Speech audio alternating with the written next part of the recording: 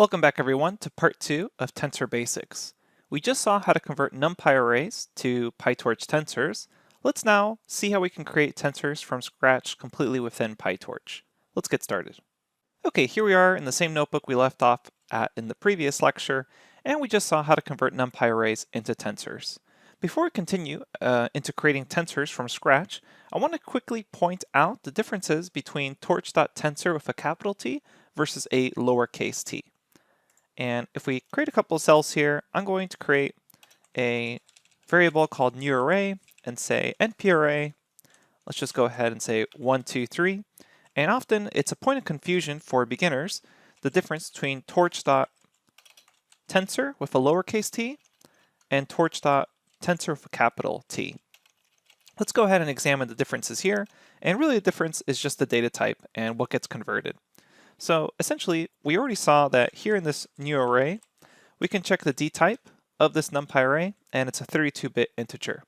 So what's going to happen if we say torch.tensor off of this new array, then it's going to retain this torch.integer 32-bit. Now, if we were to say torch.tensor, note here with a capital T, the main difference is that capital T tensor is simply an alias for float tensor, which essentially is going to create things and pass them in as a float.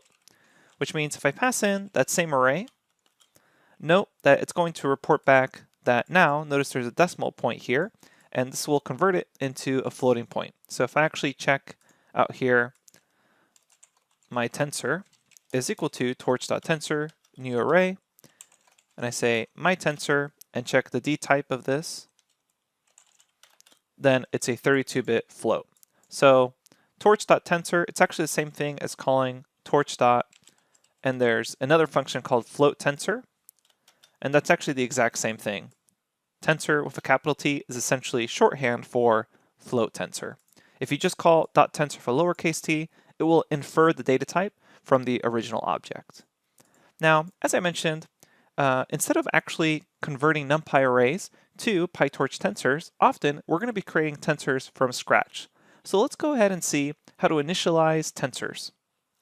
So often when we're working with neural networks, we want to somehow create a placeholder. So some sort of uninitialized tensor that is essentially empty, and what it's doing is it's a block of memory allocated according to the size of the tensor. And any values already sitting in the block are returned.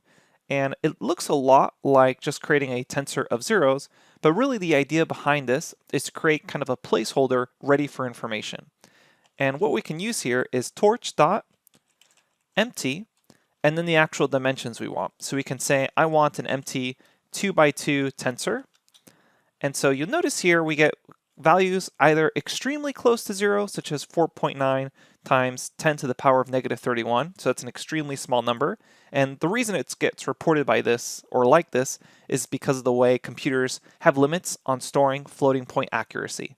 But really the whole idea behind this torch.empty functionality is to essentially sit there and retain a block of memory allocated to whatever size you request. You can also even do like 4x2, and here we can see just a bunch of small values. And you should essentially think of torch.empty as a placeholder. Now, if you actually wanted a tensor of actual zeros, what we can do is say torch.zeros, and then pass in whatever size you want, such as 4x3. And you note here, by default, it creates these zeros as floating point zeros. If you, for whatever reason, want them as integers, which for certain functionalities that we'll see later on, we do have to specify what actual data type it should be, we can say torch. And then integer and either 32-bit or you can even do 64-bit, etc. And there's actually a table of the different data types along with this notebook. So if you open up the notebook that goes along with this lecture, we have a little table there to inform you of what data types are available and what precision is available.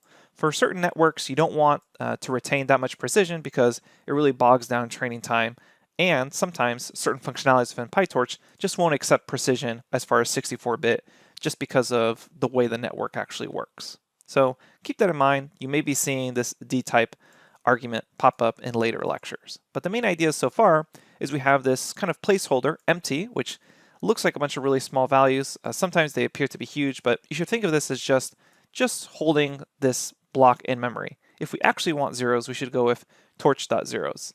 Similarly, there's torch.ones. Same idea here. You simply pass in the dimensions you want. So here we have 4 by 3, and it's just a bunch of ones. Just like NumPy arrange, we also have a torch.arrange as well as a torch.linspace. So if you're familiar with NumPy, this should feel very familiar because zeros and ones also looks really similar to their NumPy analogous functions.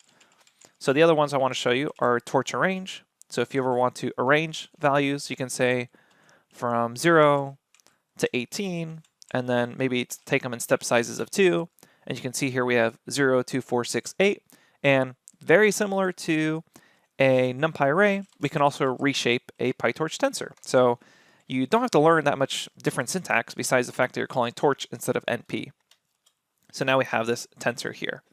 And then we can say torch dot, and there's a linspace function as well, which just returns back linearly spaced points.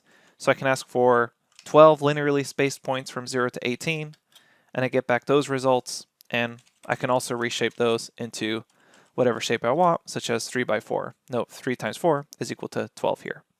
Okay, so this looks really similar to NumPy, which is good. That means we kind of already have an intuition of how this should work. And besides just normal NumPy arrays, you could also convert a Python list. So if you really want to save some time, you could say torch tensor, and then say 1, 2, 3, and that will convert just a normal Python list into a tensor. If for some reason you've read in some data or you created some data and you need to change the actual data type stored in there, maybe you want to change from integer to floating point or vice versa, or maybe you just want more precision, like 32-bit integer to 64-bit integer. You can change this by calling the .type method off of that tensor. So what I'm going to do here is say my tensor is equal to torch.tensor, and then pass in 1, 2, 3. So if I take a look at my tensor's data type, it reports back it has a 64-bit integer. Let's say I want to change this to be a 32-bit integer. For whatever reason, I don't need 64 floating point precision. What I can do is off of my tensor, I can say instead of dtype, type, and then what this is a method off of this tensor object where you just pass in the actual data type you want. So I can say torch dot, and I can then replace it with various data types here. So if I wanted to, I could also replace this with a float. So here I'm going to say instead of 64-bit precision, I only want 32-bit precision. And then you just take your original object and reassign it. And now if I check my tensor's data type, it's now 32-bit integer. Okay, so again, you just call .type and then pass in the data type you want. So this will allow you to convert tensors from floating points to integers or whatever you happen to need. Now, finally, what we're going to discuss are creating tensors of random numbers. Often we want to initialize a set of neurons to be some random numbers, and there's various ways of doing that. So what we're going to do is we're going to start talking about things like rand, randn, and randint. Again, this should feel very familiar given the NumPy functions that we've already gone over in the crash course section. But the main ones we're going to discuss right now are torch.rand, which returns random samples from a uniform distribution over 0 and 1. So all you need to do is pass in the size you want here. So for example, torch.rand 4 by 3. This is going to produce back a 4 by 3 tensor of random samples from a uniform distribution over 0 and 1. So what that means is essentially all numbers between 0 and 1 have the same likelihood of being picked. Now if you want a normal distribution, such as randn, this returns sample from what's known as the standard normal distribution, which means that its mean is at 0 and it has a standard deviation of 1. So I can say a 4 by 3 here, and this is randomly grabbing stuff from a standard normal distribution, again with the mean at 0 and sigma equal to 1, or standard deviation equal to 1. Then finally there's torch randint, which returns random integers from low, which is inclusive, to high exclusive, and then we'll report back a size. So if you do shift tab here, after calling this, you can get the arguments here, low, high, and size. So note how there's 3 different arguments here, which means size should be passed in as a tuple parameter. So we'll essentially say, maybe I want my low number to be 0, I want my high number to be 10, and the size I want is 5 by 5. So we run this, and now we have 5 by 5, excuse me, where we randomly chose numbers between low of 0 and high of 10. Keep in mind that the high is exclusive, so you would actually never see 10 being picked. If you did want 10 to have the possibility of being picked, you have to change that to 11. And now we should see a 10 there. And you may need to rerun this since it is random a couple times to see that 10 actually pop up. Okay, so now what we're going to do is show you how to create random number tensors that follow an input size. So often you already have a tensor of maybe zeros or ones of a certain size, and you like that size and you want to create something off of it. So what I mean by that is, let's imagine we have x equal to torch.zeros 2 by 5. So if I take a look at my x, there's my 2 by 5, and the next layer in my neural network needs to have the same dimensions as this incoming tensor, but it needs to be random numbers.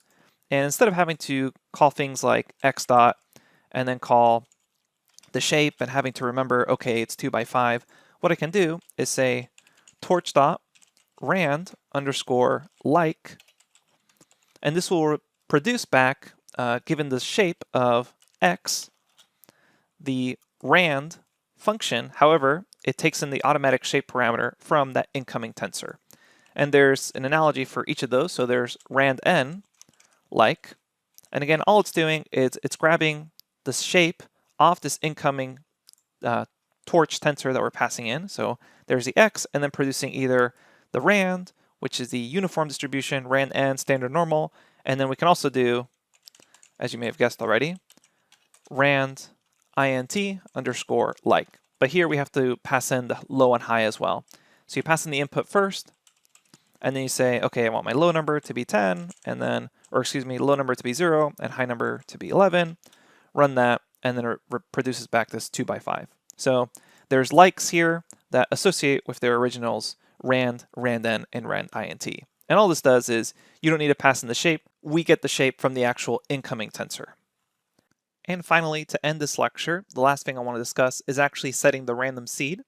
Often, when you're creating neural networks and you have layers being initialized by random values, for reproducibility, you want to make sure that every time you kind of redo that particular neural network, you're starting with the actual same random values. So you want the values to be random, but if for reproducibility, you want to actually get those same random values again.